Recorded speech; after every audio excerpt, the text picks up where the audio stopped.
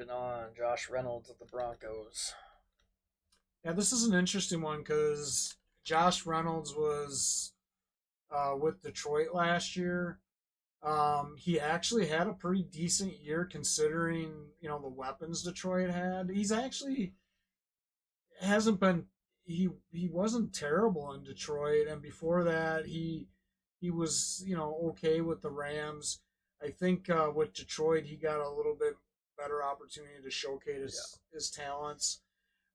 He had 40 receptions for 608 yards and 5 touchdowns. Detroit did find a way to use him. I'll be honest. You wouldn't surprise me if he, you know, given the fact that they do have some younger receivers on that Broncos team, and I'm not sure where Tim Patrick is gonna fall into place. And I know that they got Troy Franklin, higher than him on the depth chart, but Franklin's a rookie. Johnson could leapfrog any of those guys. I think he's definitely a guy you want to keep your eye on. Um, in regards to how things shake out during training camp here with the Broncos, because I think he could be a sneaky uh, type guy that might keep inching his way up the depth chart.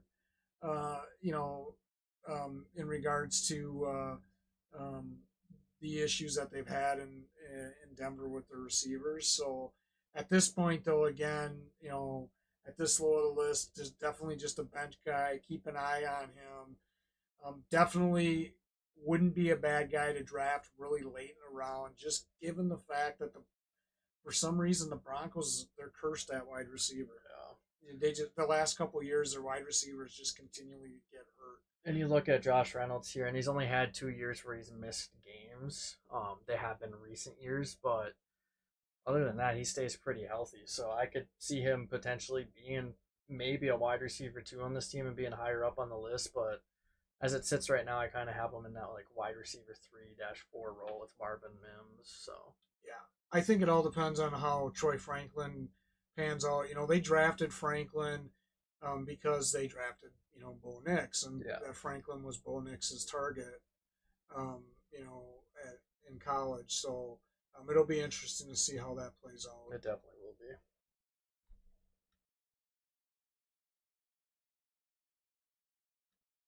Got Brenden Rice of the Chargers now.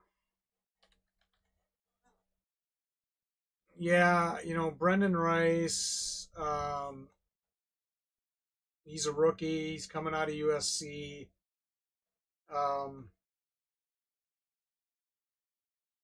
I think he's definitely got the size at 6'3", 210 pounds. To be quite honest, I'm not expecting too much from Brenden Rice this year. I think Conley is going to be, their guy. And I think Josh Palmer is going to be their other guy. So I really feel like McConley and Palmer are gonna get a lot of the work at receiver. Um, I think Brenden Rice is somebody you want to keep your eye on to see how things develop throughout the season. I definitely think he's gonna make the team. Yeah, I think he's one of those receivers in this deep receiver class for the draft that you want to keep an eye on later in the season to see how he kind of shakes out um, in regards to where he fits into the offense. But initially, I don't think he's going to have any really impact. And to me, he's going to be more again an injury replacement. Borderline draftable guy, just like all these guys right yeah, now.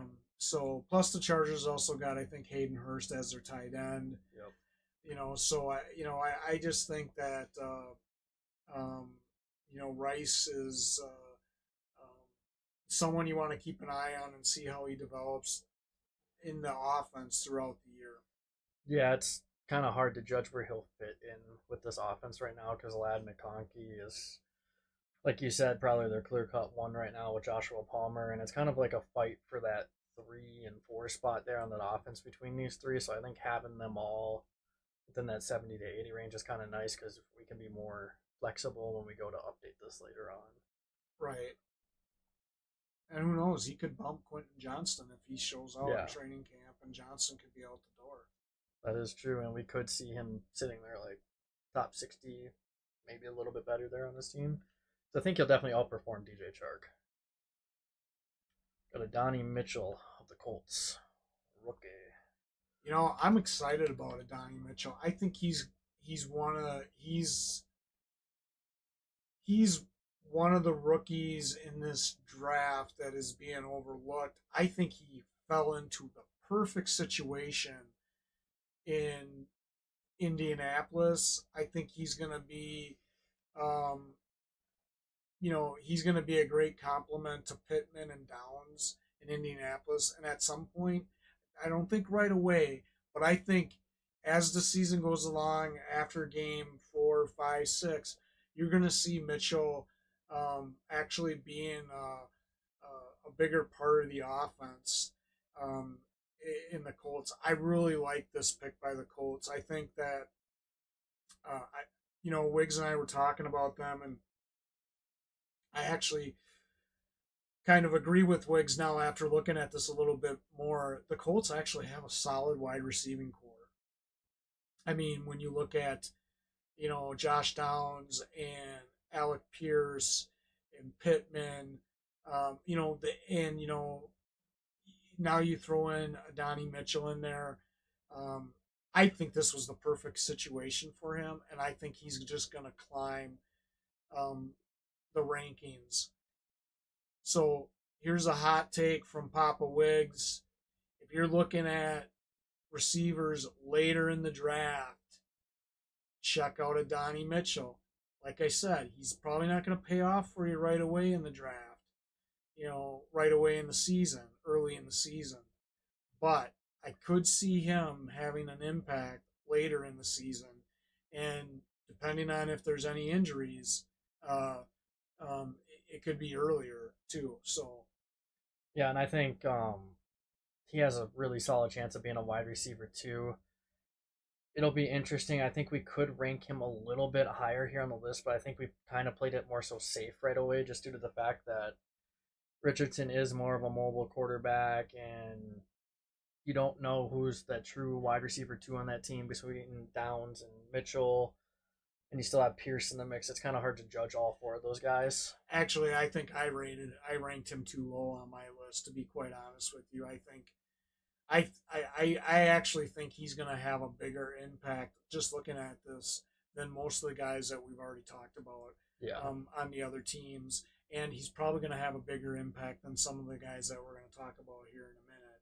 So I think I probably had him a little bit too low on my list, especially since I've been kind of following the Colts a little bit more here in regards to their training camp, and I like what I see from this kid. I think, like I said, he's my hot take. Um, don't lose sight of this guy. I think that he's going to have he's definitely going to have an impact this season, probably later in the season. Um, but it could be earlier depending on how they use him.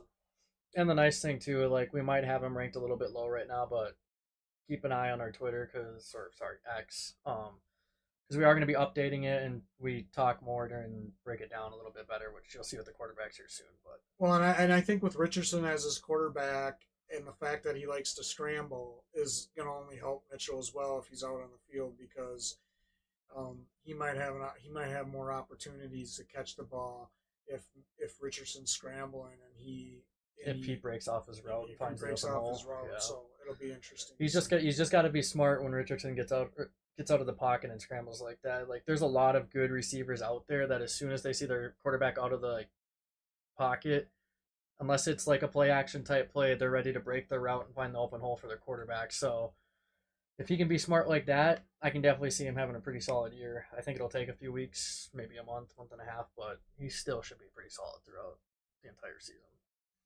Yeah, I was thinking like your 78 looked a little low, but it'll be nice once we reevaluate everything and post Yeah, it and on I think I Twitter. did my rankings. Yeah, we adjusted some of them, and Yeah, that's one of the guys I might have missed. Same with this guy right here, Dontayvion Wicks. Actually, Wicks had he had 581 yards on 39 receptions last year for Green Bay.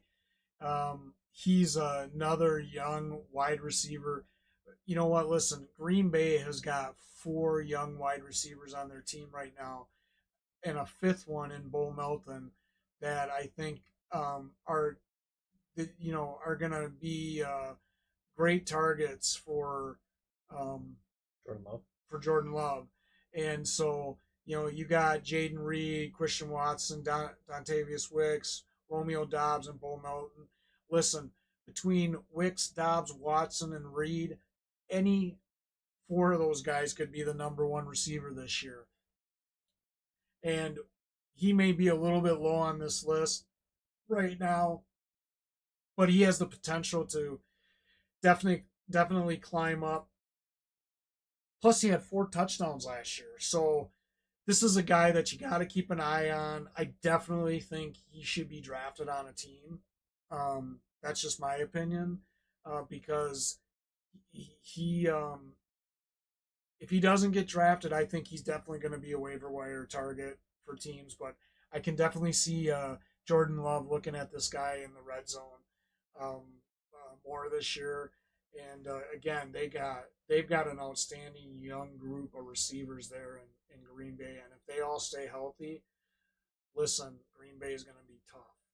And I think it's really tough to judge who's going to be the true wide receiver 1, even 2 or 3 in this offense. So I think we are just kind of making an educated guess on all 4 of these guys. Like, I think any 4 of them really could be where we have their other teammates ranked within our whole list, which you'll see in the upcoming streams. But for me, I think Wicks is probably going to be that 4 guy on this offense. That's kind of why I ranked him where I did. And I think Dobbs, Watson, if Watson can stay healthy, and Reed all have the upper hand on him right now. But that doesn't mean he can't be sitting there at a wide receiver 3 above Watson. Well, and Watson's Dobbs, got a history of injuries, and so you just never know, if this guy, jumps in and stuff. So it'll be interesting. I agree with you though. Like, I think of those 4, all 4 of those wide receivers from Green Bay should be drafted. You never know when one's gonna pop off. Or if Christian Watson gets hurt, you might even have a possible flex option in Wicks. Heck, he could even be the wide receiver 2 if Watson got hurt, or he might even just come out and be the wide receiver 2 anyways on that team. So I think taking a chance on any of the Green Bay receivers is going to pay off. Somewhere in the season. Yeah, somewhere in the season, or even just having them there in case someone gets hurt, because that's just more targets then. And then our last one on this column, Tyler Boyd of the Titans. Yeah, so I like Tyler Boyd. He's getting up there in age, but he was consistent with the Bengals all the years he's been there. I mean, hell, he had a couple 1,000-yard years with the Bengals, a couple 800. He had 2 years over 800 yards. Last year he had 98 targets on 67 receptions. That's why the Titans went out and got him. Now, the Titans receiving corps is kind of old. And, all of them like 29 plus. But here's what I'll say. With the fact that Hopkins has got a knee injury and they're projecting him out 4 to 6 weeks, and he could potentially, end up on the pub at the beginning of the season, who knows? So he could miss as many as 4 games. Maybe he doesn't miss any. Who knows? It's early to tell. You got to keep your eye on this. I think Boyd is one of those guys that could be a riser on the rankings based on what keeps coming out on Hopkins as we get further along in training camp. So he's definitely someone that should be drafted in regards to having him on the bench, given that Hopkins is dealing with a knee injury. Because those knee injuries, first they start off 4 to 6 weeks, then you find them on the pub, and then before you know it, it can be longer. Hopkins isn't a spring chicken anymore, and stuff. So, Hopkins is 32 years old, so You know, granted, Hopkins surprised people last year with how productive he was in the Titans. Now that King Henry is gone, I think the Titans' offense is going to go through a transformation. So I don't think it's going to be as conservative as it's been in the years past. So definitely, Boyd is a late round draft pick. You know, is he someone that you're going to pop in right away? Probably not. But he's someone that you got to keep your eye open on because he can jump up in the rankings given what's going on with, um, you know, with Hopkins. Traylon Burks, I keep seeing the coaching staff there says, you know, I don't think they're high on him for some reason. Um, so I don't see anybody on their depth chart that's going to really, you know, challenge Boyd for that wide receiver 3 spot. And I might even have a little bit of a hot take here. Even if Hopkins is fully healthy, you might even see Tyler Boyd being that wide receiver too, still, because looking at his numbers, he's always kind of been like consistent, but he's also been kind of like a touchdown guy as well, outside of like 2 or 3 years there.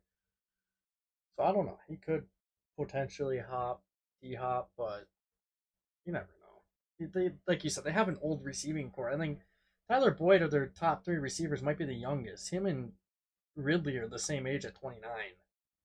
Yeah. So Yeah. you have 29, 29, and 32. So at any point, any one of those three guys could get hurt and basically be done.